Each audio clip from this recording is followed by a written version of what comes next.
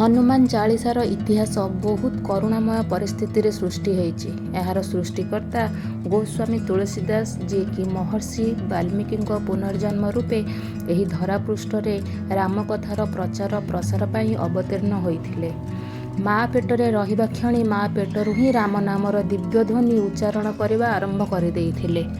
ମାଙ୍କର ନାମ ତୁଳସୀ ଦୁବେ ଓ ପିତାଙ୍କର ନାମ ଆତ୍ମାରାମ ଦୁବେ ରାଜପୁର ନାମକ ଏକ ଛୋଟ ଗାଁରେ ବାସ କରୁଥିଲେ। ଏହି ସମୟରେ ସେହି ଗାଁକୁ କିଛି ଦୁଷ୍ଟ ସାଧୁ ପହଞ୍ଚି ଗାଁ ଲୋକଙ୍କୁ ତୁଳସୀଦାସଙ୍କ ରାମ ନାମ ଉଚ୍ଚାରଣକୁ ନକାରାତ୍ମକ ଦୃଷ୍ଟିରେ ଦେଖି ସମଗ୍ର ଗ୍ରାମବାସୀଙ୍କୁ ଭ୍ରମିତ କରିବା ପାଇଁ ଚେଷ୍ଟା କଲେ। ଦୁଷ୍ଟ ସାଧୁମାନେ କହିଲେ, ଏଇ ଛୁଆ ଯିଏକି ମା ପେଟରେ ରାମ ନାମ ଉଚ୍ଚାରଣ କରୁଛି, ସେ ଜଣେ ରାକ୍ଷସ ହେବ ଏବଂ ଏହି ଗାଁକୁ ଖାଇଯିବ।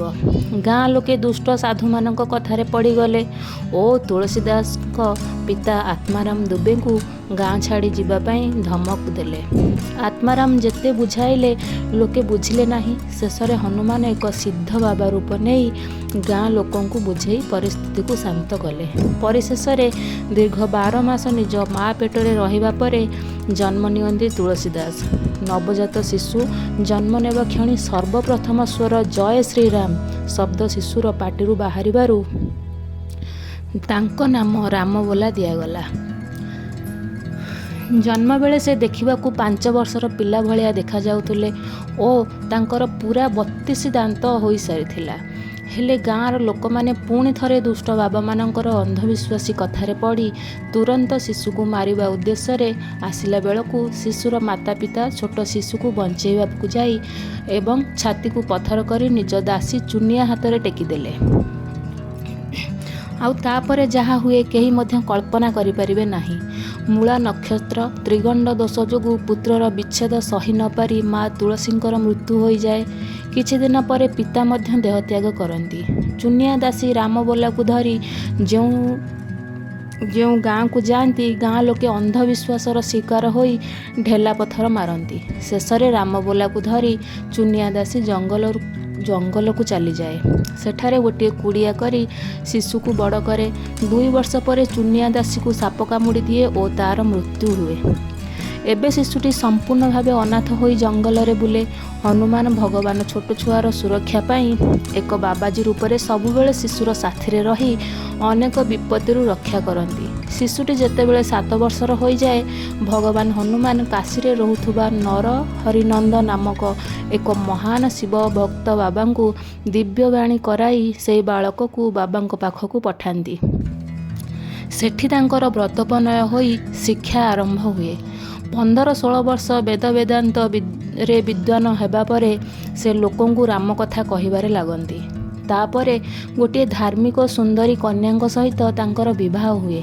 ପରବର୍ତ୍ତୀ ସମୟରେ ସ୍ତ୍ରୀର କିଛି ଜ୍ଞାନମୟ ବାଣୀ ଦ୍ୱାରା ଆଘାତ ପ୍ରାପ୍ତ ହୁଅନ୍ତି ଏବଂ ନିଜର ଜୀବନୀକୁ ସମ୍ପୂର୍ଣ୍ଣ ରୂପେ ରାମ କାର୍ଯ୍ୟରେ ସମର୍ପଣ କରନ୍ତି ସନ୍ନ୍ୟାସୀ। ଏ ପର୍ଯ୍ୟନ୍ତ ବାବାଜୀ ରୂପରେ ଆସି ହନୁମାନ ତାଙ୍କୁ ବିଭିନ୍ନ ସମୟରେ ସାହାଯ୍ୟ କରି ଆସୁଥିଲେ, କିନ୍ତୁ ସେ ବାବାଜୀଙ୍କ ପ୍ରକୃତ ରୂପ ବିଷୟରେ ଜାଣିପାରି ବାବାଜୀଙ୍କୁ ବାସ୍ତବ ରୂପରେ ଦର୍ଶନ ଦେବା ପାଇଁ ଜୋରରେ ଅଳି କରି ବସିଲେ। ଫଳରେ ହନୁମାନଙ୍କୁ ନିଜର ବାସ୍ତବିକ ରୂପରେ ତୁଳସୀଦାସଙ୍କୁ ଦର୍ଶନ ଦେବାକୁ ପଡ଼ିଲା। ଏତିକି ସନ୍ତୁଷ୍ଟ ନ ହୋଇ ପୁଣି ଜିଦି କଲେ ଶ୍ରୀରାମଙ୍କର ଦର୍ଶନ ପାଇକି। ଭଗବାନ ହନୁମାନ ତାଙ୍କ ତୀବ୍ର ଇଚ୍ଛାକୁ ଶ୍ରୀରାମ ଭଗବାନଙ୍କ ପାଖକୁ ପଠେଇଲେ। ଆଉ ଶ୍ରୀରାମ ଲକ୍ଷ୍ମଣ ନିଜେ ଆସି ତାଙ୍କର ଦର୍ଶନ ଦେଲେ ଏବଂ ତିଳକ କରି ଗଲେ। ତୁଳସୀଦାସଙ୍କ ଯୋଗୁଁ ଚିତ୍ରକୂଟରେ ରହୁଥିବା ବହୁତ ରାମ ଭକ୍ତ ତ୍ରେତୟା ଯୁଗର ରାମ ଲକ୍ଷ୍ମଣଙ୍କୁ କଳିଯୁଗରେ ଦର୍ଶନ କରିପାରିଥିଲେ। ସେଠାରେ ସେ ମା ଭବାନୀ ଓ ଶଙ୍କରଙ୍କ ତତ୍ତ୍ୱାବଧାନରେ ପ୍ରତିପାଳିତ ହେଲେ।